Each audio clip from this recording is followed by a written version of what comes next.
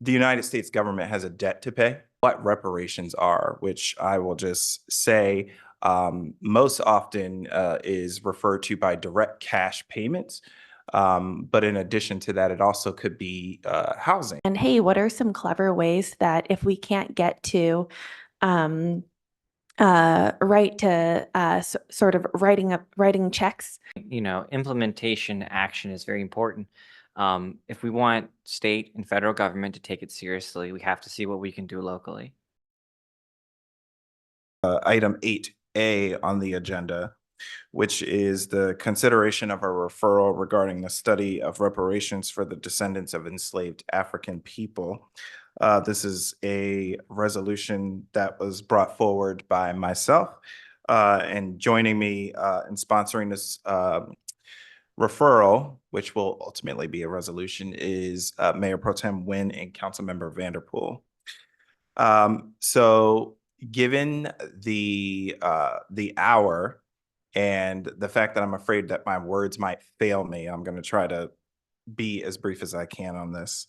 But I do just want to lift up the significance and the importance of this resolution, which is, long story short, many of us are probably familiar with the story of freed African enslaved people being promised 40 acres and a mule. That never happened from the United States government. And what that has resulted in is the lack of intergenerational wealth collectively for Black Americans in the United States. And what we see today is we know that the owners of these enslaved people did receive reparations, if you will, for loss of property when their enslaved persons were freed. You can actually trace some of the descendants of those slave owners to people who are alive today and benefiting from the intergenerational wealth that they have inherited as a result of their ancestors' participation in the ownership of enslaved people. So the United States government has a debt to pay. And I believe that it is incumbent upon the municipalities and state governments to urge our federal government to do what was promised.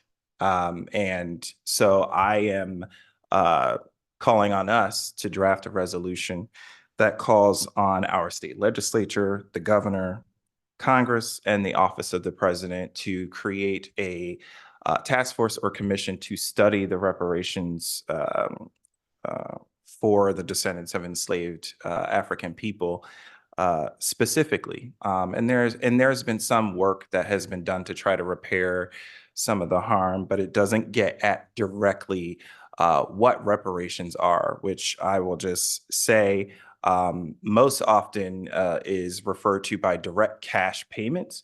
But in addition to that, it also could be housing, which we know that owning land, owning a home is one of the fastest ways to accumulate wealth in this country. And so given the work that we've done around our affordable home ownership study and all of the work that we are doing with a myriad of initiatives under Olympia Strong, and work that we're doing to improve home ownership opportunities for Black community members and also other community members of color.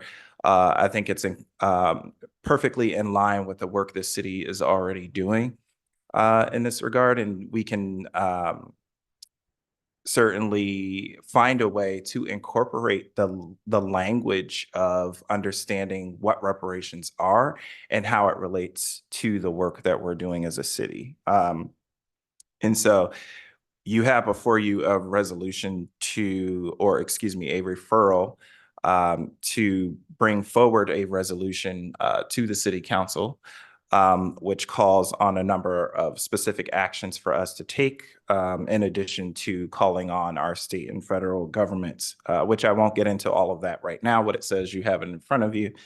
But I will just say that actually earlier today, the referral doesn't say it, but based on our conversations that we had in agenda setting, we've now had a conversation about bringing forward a study session for this because it will touch upon several different areas of work in our city's departments. And so all of the I think it'd be important for all of the appropriate staff to come forward and get around the table and talk about how each of our initiatives of the work that, once again, we're already doing as a city is relevant and related to the work of reparations and repairing the harm for the descendants of enslaved African people. I do have additional um, stakeholdering that I would like to do with community members in regards to this. So there will be some additional time spent, even though you see a well-written draft before you tonight. We're not going to quickly bring that back for adoption. There's some more work to do in terms of engaging other nonprofit organizations, other elected officials, community members, and things of that nature. So, and once that's all completed, and we will bring the resolution back for consideration. And happy to have the support of the Mayor Pro Tem and Councilmember Vanderpool, and the encouragement from the rest of the council on bringing this forward. And it's a very proud an important move for us to be making. So thank you for being willing to be part of it. And so with that, I'm happy to take any questions. Seeing none. So can I, okay, Mayor Pro Tem Nguyen. Yeah, I don't have a question. Thank you. You were actually brief and somehow recapped history and talked about what we're going to do going forward, possibly. So, good job.